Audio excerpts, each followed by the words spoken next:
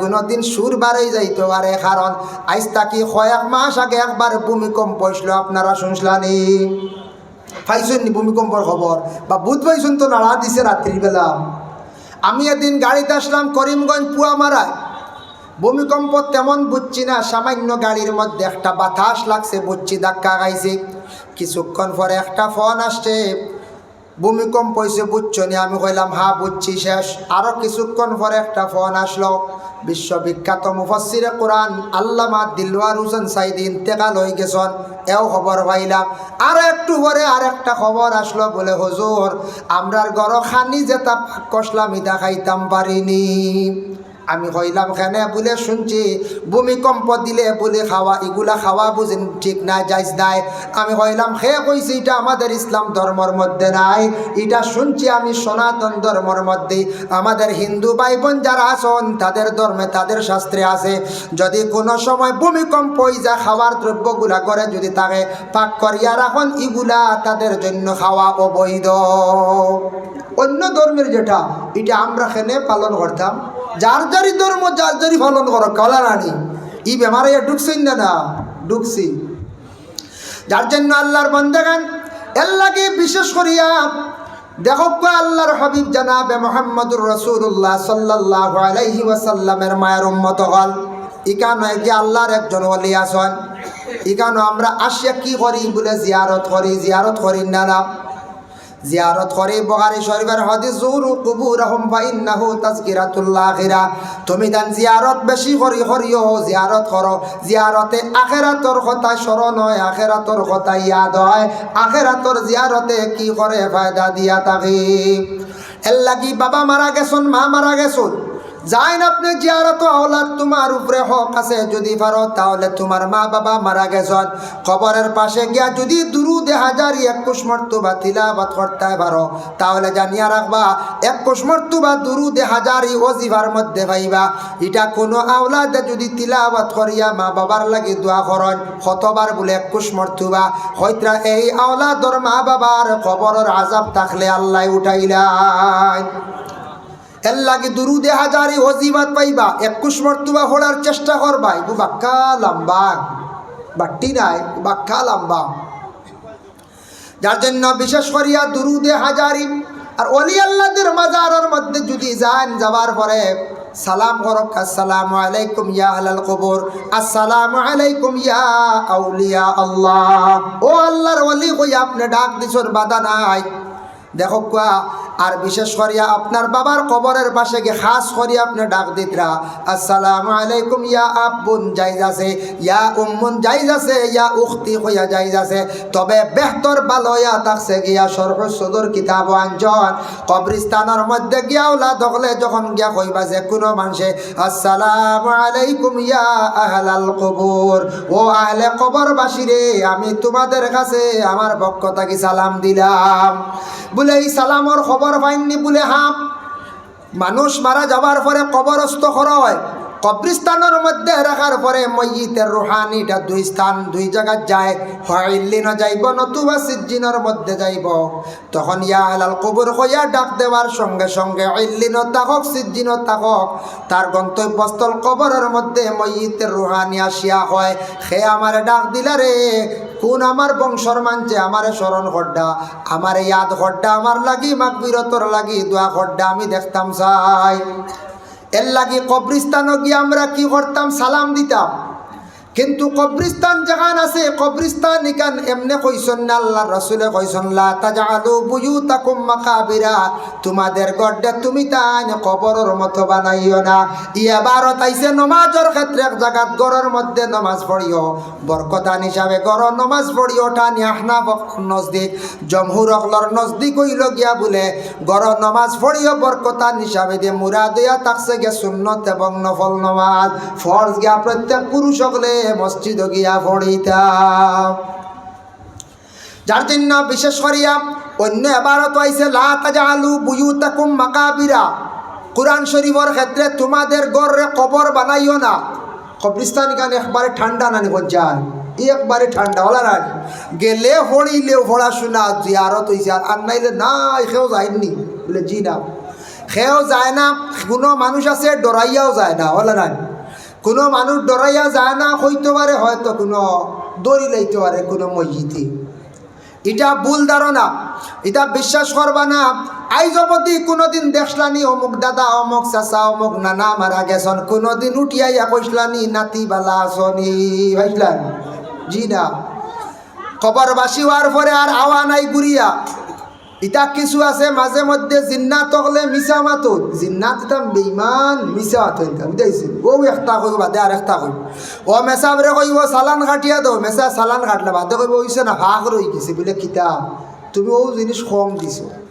আর একজনটে উঠিয়া কইব এক মানছি আমারে লাগাইয়া দিছে, অমুক মেসা বানিলাও, ই মেসা বাইয়েলো যাইতো না, বিক্রি করবো।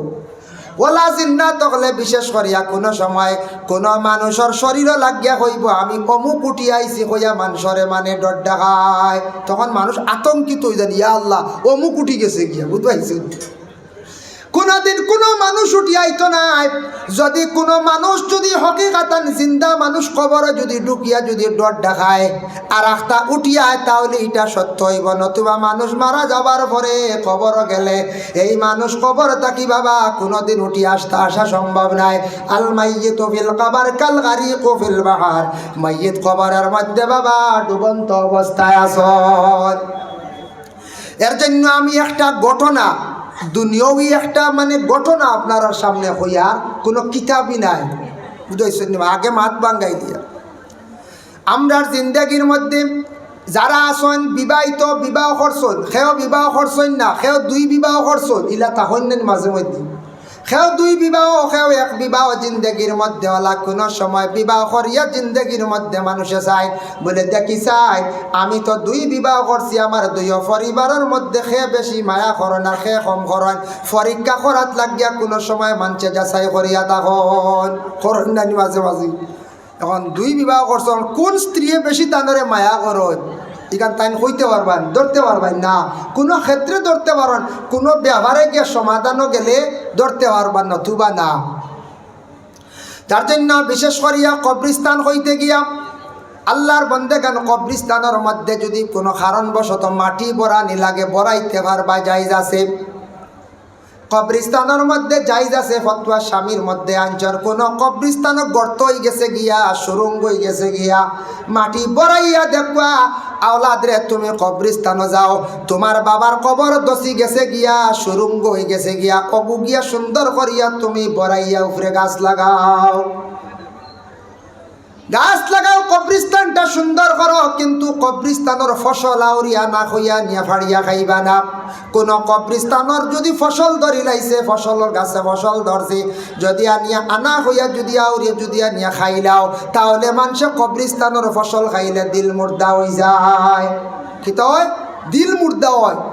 বেশি গোশত খাইলে মানুষের দিল শক্ত হয়ে যায়, ভাত্তর হয়ে যায়। এর লাগে আমরা তরিকার বুজুর্গানে দিন হল যারা আসন, হকিকাতান বুজুর্গ যারা আসন, এরা দেখবা মাছে আর গোশতে খাই না। আর দ্বিতীয় নম্বর গোশত বেশি খাই না। গোশত বেশি খাইলে মানুষের মানে দিল শক্ত ভাত্তর হয়ে যায়। মাংস মানে গোশত বেশি খাইলে দিলটা ভাত্তর হয়ে যায়, শক্ত হয়ে যায়। এর লাগি দেখবা যারা সুফি বুজুর্গ যারা মানুষ আল্লাহর ইবাদত করনেওয়ালা, এরা বেশ দেখবা এ গোশতরে পছন্দ করেন না। মাছ গোশত একত্রিত অবস্থায় খাইবা না, এটা আমরার বুজুর্গানে দিন হলে নসিহত করেন। আর বিজ্ঞানে কইছে এটা আমরার লাগে বিশেষ করিয়া ক্ষতিকারক। মাছে গোশতে আমরা খাইলে বড় ধরনের রোগে আমরা আক্রান্তিত হইতাম পারি। এর লাগে বুজুর্গ হকলর কথাও আমরা মানিয়া নিতাম, আর ডাক্তার হকলর কথা আমরা মানার চেষ্টা করতাম। আল্লাহর বন্দেগান মানুষে তার লাইফের চিন্তা করে না, জীবনের একটা মূল্য আছে তাও বুঝে না। বাজ্যি ধরা যেন আমরা দেশ এটা যাইজ না। লটারি খেলা যেটা এটা আমরা লাগি বিলকুল যাইজ না, হারাম। লটারি খেলাইয়া যেটা নিয়ে খাইবা এটা কোনো উলামা একরা মকলে এটা দলিল সাফ যেন দলিল দিলাইবা এটার মানে সংসদ বৈধ বলি একরার দিতে পারতা নাই। লটারি খেলা যেটা এটা খেলাইবা না, যা খেলাইলিছন এটা যাইজ নাই। আল্লাহর বন্দেগান যার জন্য বিশেষ করিয়া আমরার দেশের মধ্যে মাঝে মধ্যে কি করণ বলে লটারি খেলার মধ্যে বেশিরভাগ মানুষ মগ্ন হয়ে যান গিয়া। লটারি চলে নানি মাঝে মাঝে, জিও এটা জায়েজ নাই। আল্লাহকে আসতে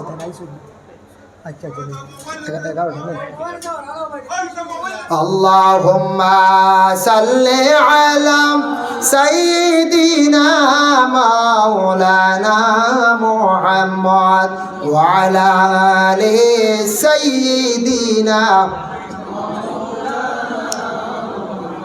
এর জন্য আল্লাহর বন্দেগান দয়া করিয়া সামান্য ফাঁকে দিয়ে আলোচনা করলাম। গোশত খাইলে বেশি দিল শক্ত হয়ে যায়, ফাত্তর হয়ে যায়, ওইলে কিতো হইব বলে দিল নরম করিয়া দোয়াও করতে পারতাম নাই, কোনোদিন খান্দিতামও পারতাম নাই। খান্দন লাগলে জীবনে একটা দিন চকুর পানি আসতো নাই। এর লাগি যত দিল আপনার নরম হইব তত বেশি আপনি আল্লাহর ইবাদত বন্দেগী করতে জীবনে মজা হইবা। আমি যে একটা সূরা পড়িছিলাম, সূরা ইখলাস, কুল হুয়াল্লাহ, এই কুল হুয়াল্লাহ সম্পর্কে তার বিস্তারিত আলোচনা বহু লম্বা সংক্ষিপ্ত আকারে হয়। আর আল্লাহর রাসূলের কাছে একজন ব্যক্তিকে প্রশ্ন করলা, ইন্না রাজুলান সাআলা রাসূলুল্লাহি সাল্লাল্লাহু আলাইহি ওয়াসাল্লাম, ইয়া রাসূলুল্লাহ আমি একটা জিনিস সওয়াল করে জানতে চাই। আর কালা ইন্নী উহিব্বু হাযিহি সূরাতা কুল হুয়াল্লাহু আহাদ, ইয়া রাসূলুল্লাহ আমি কুল হুয়াল্লাহ সূরাটারে আমি খুব বেশি মহব্বত করি। আল্লাহর রাসূলে ফরমায়, কালা ইন্না হুব্বাকা ইয়াহা আদখালাকাল জান্নাহ, ও সাহাবা আল্লাহর বান্দারে তুমি যদি সেই সূরারে মহব্বত করো সেই সূরা তোমারে জান্নাতের মধ্যে দাখিল করব। হোক সুবহানাল্লাহ। রাসূলুল্লাহ কইতা তুমি যদি সূরারে মহব্বত করিয়া থাকো সেই সূরা তোমারে জান্নাতে প্রবেশ করাইব, জান্নাতে লইয়া যাইব। একটা কুল হুয়াল্লাহ সূরার ফজিলত অঞ্চল। এর লাগি কবরস্থানের পাশে দিয়ে যাওয়ার সময়, কোনো ওলি আল্লাহর দ্বারে দিয়ে যাওয়ার সময়, ওলি আল্লাহর কাছে গেছেন, যাওয়ার পরে যদি পারেন দুরুদে থাক তুনাজ্জিনা পড়িবা বেহতর। আর নতুবা 3 বার কুল হুয়াল্লাহ শরীফ পড়িয়া সোয়াবর হাদিয়া পৌঁছায়। আমরা চিশতিয়া তরিকার মধ্যে দেখলাম, নকশবন্দিয়া তরিকার মধ্যে দেখলাম সোয়াবের রেসান